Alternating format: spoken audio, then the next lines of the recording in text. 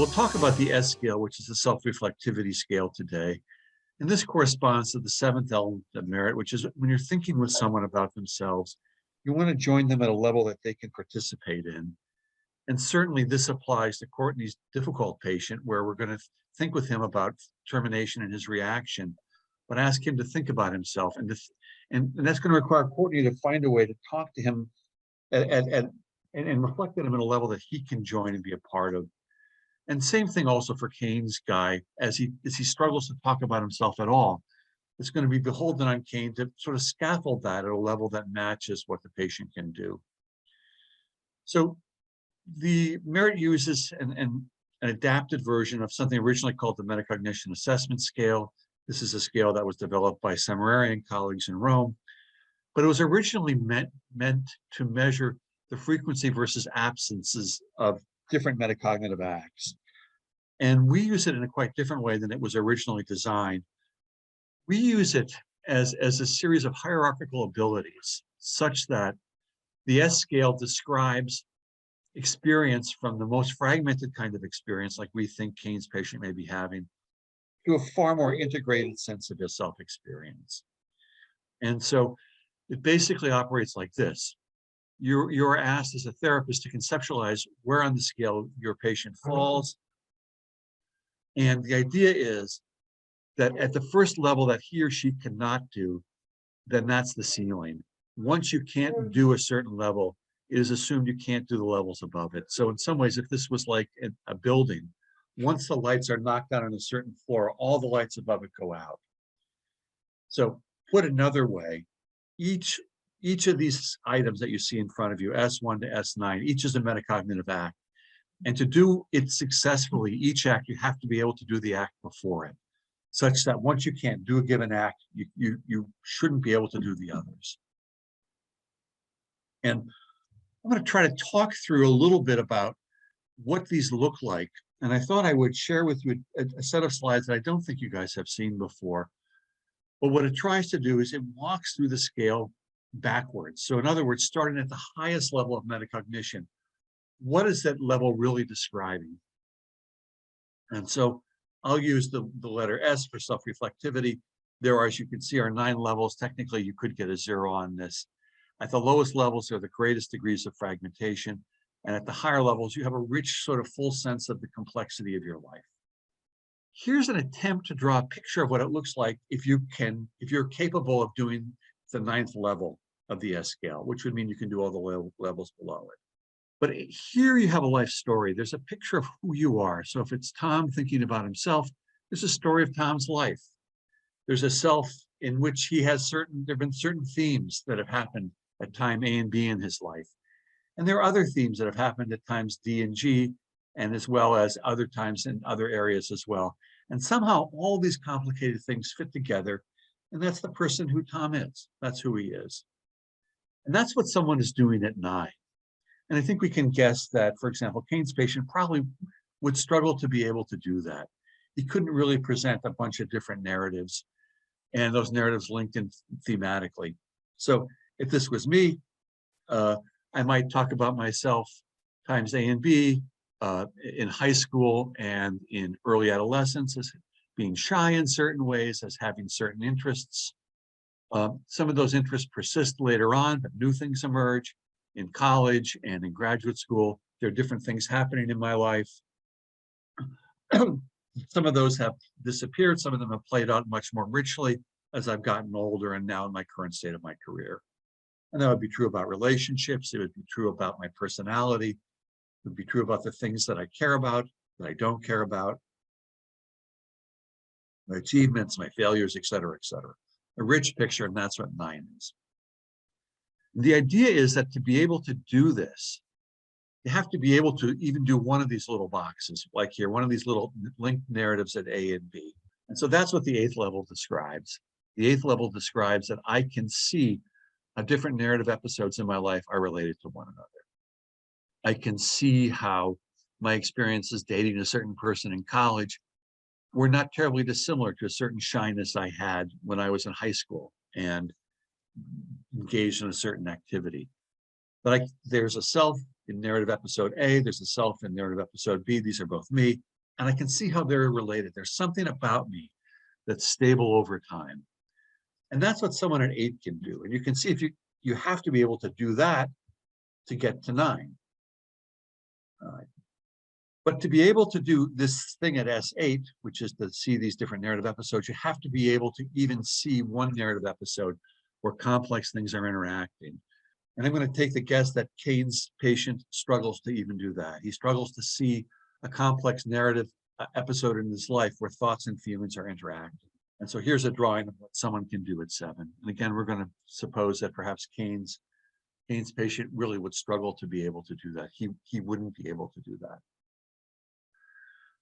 And you could see that if someone couldn't do 7, you couldn't ask them to, tell me about how your thoughts and feelings interacted in a given situation, because they would have no picture of it. They would be just an outline to themselves. I think, Kane, you described your guy as a sort of a shape, but he would be a shape to himself as well.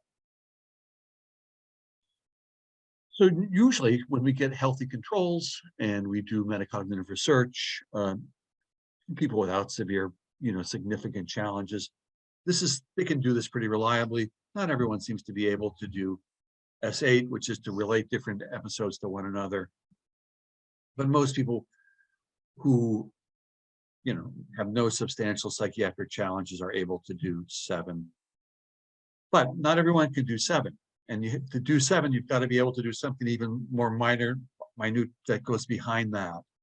And that you have to be able to see yourself as existing in reality. And that what reality represents is not the same thing as what you needed to or wanted to. And boy, I'm sure going to guess that Courtney's guy doesn't do this.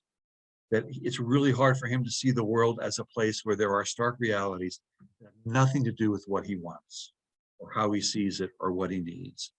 And that's what is.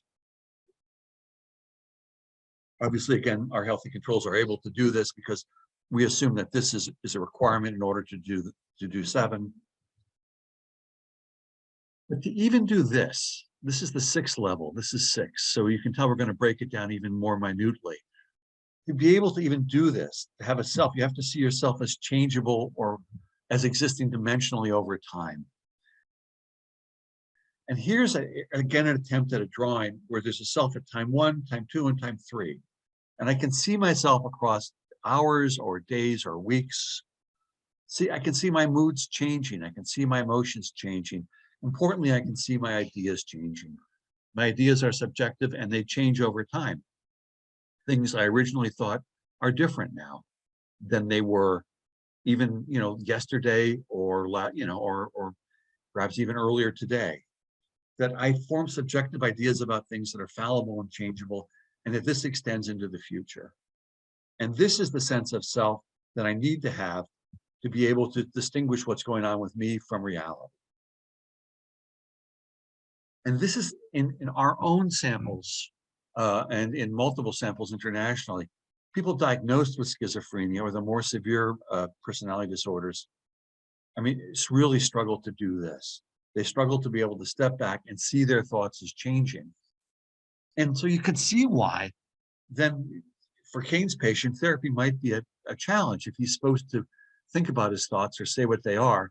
If it's even hard for him to really see that they change, that there's a self that's changing, that his ideas are moving around, and that what's possible again in the world, is potentially different from what he thinks. All right. So this is S5. And we think that to be able to do this, you've got to have just even within this sense, I'm pointing to my screen. I don't know why, because you can't see me point. But here, to be able to do this, you've got to have even one of these first selves to begin with. And this is a self where there are multiple things happening. There are emotions, and there are different thoughts and feelings going on. There are different mental activities, and this is S4. And the people who can't do this are folks who sometimes refer to as alexithymic. They struggle to be able to name what they think. They struggle to be able to name different emotions. And I think, certainly Courtney's guy isn't doing this either. Seems like he has one go-to, which is he's pissed off. But there's not a nuanced set of things. But Kane's patient might be able to notice thoughts or feelings. Who knows?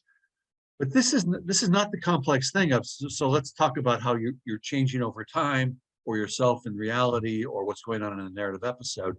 This is just what's in you. What is that emotion during that time where you're surprised, during that time where you're sad? And Kane might discover his patient can't even do that, that even that is too complex for him. But perhaps emotions will emerge.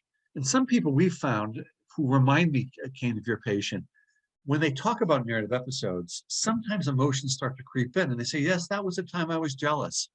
That was a time I was anxious. That was a time I was happy or confused. And they start to describe this. I think what's important here is that, and this is not a merit thing, I mean, emotions are not solid things that we detect in our bodies. In fact, the way you know your emotions is because you've put together tons of different smaller pieces of information.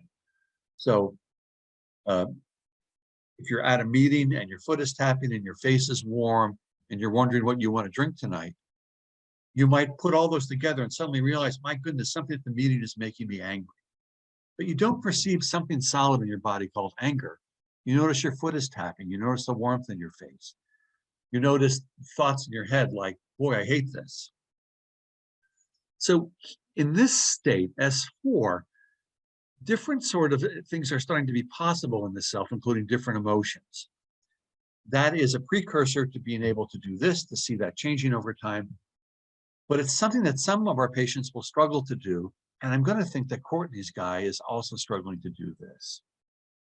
And even if in determination he was able to recognize that he feels sad, that might be another emotion that he has access to. You know, I think many therapists take the stance that anyone can recognize emotions, you just have to point them out. But this is very much like the head injured person who can't see that the squares and triangles actually are a house. They only see squares and triangles. And I think some of our patients, in fact, if you keep saying, what do you feel, will finally say something so that you'll get off their back. But they'll really struggle on their own, and they do struggle on their own to have nuanced different emotions.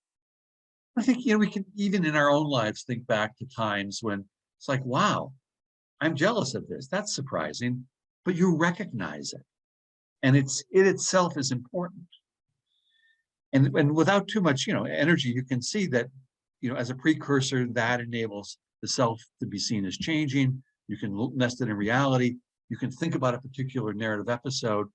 Perhaps Kane's patient is at work and he's feeling attracted to someone who is disinterested in him, and he's feeling he's not as good a worker as another man who's a little younger than him.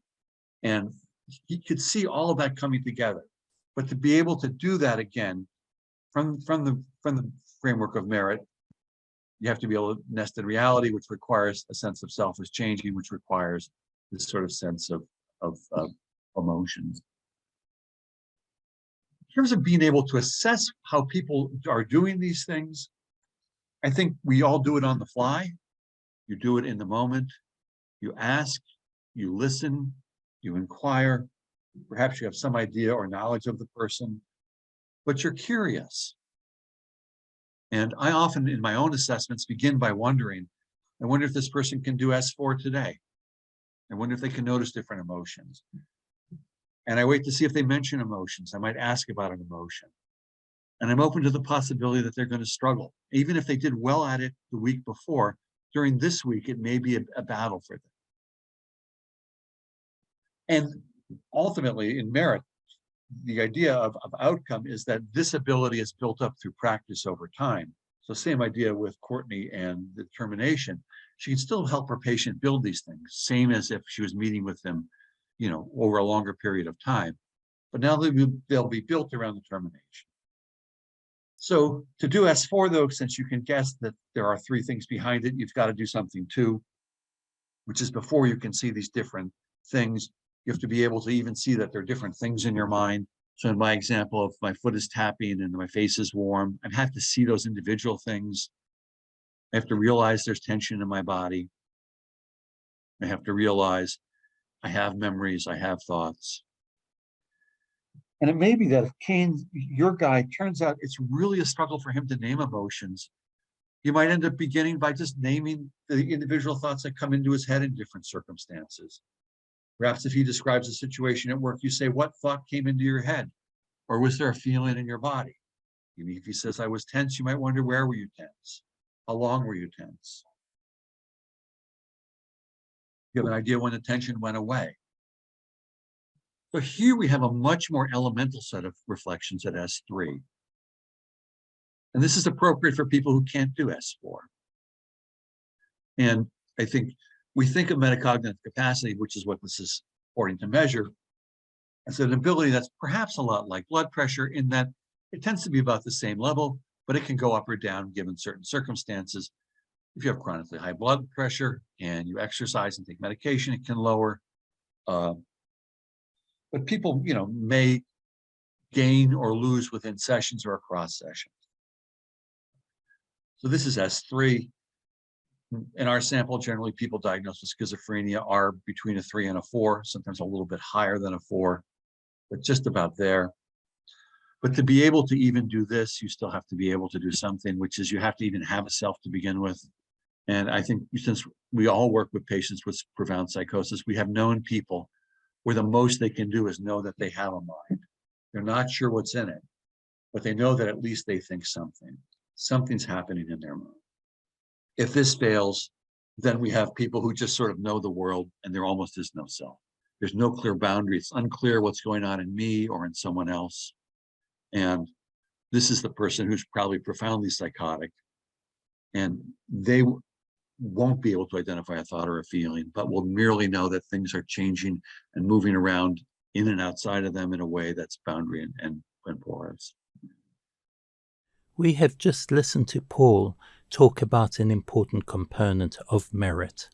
Merit focuses specifically on the narratives or the personal stories of the patient, and certainly in our group on the stories of the therapists.